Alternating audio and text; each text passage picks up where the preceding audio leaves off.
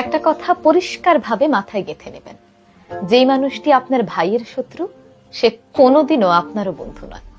দেখুন, অনেক সময় বিভিন্ন পরিবারে এমন হয় না, দুই ভাইয়ের মধ্যে হঠাৎ করে দ্বন্দ্ব লেগে যায়, তখন মধ্যবর্তী একজন এসে এক ভাইয়ের পক্ষ নিয়ে আরেক ভাইয়ের কাছে তার নামে কান ভাঙাতে থাকে।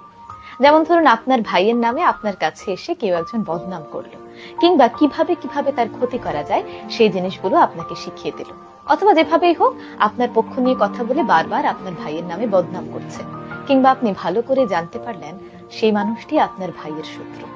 আবেগের বশবর্তী হয়ে সেই মানুষটিকে কখনোই নিজের আপন ভাববেন না। হয়তো সাময়িকভাবে আপনার ভাইয়ের সঙ্গে আপনার মনোমালিন্য হয়েছে, কথা কাটাকাটি হয়েছে, কিংবা বড় ধরনের কোনো ঝামেলাই হয়েছে, তবুও মনে রাখবেন দিন শেষে আপনার আপন যদি কেউ থাকে সেটা আপনার ভাই, অন্য কেউ নয়।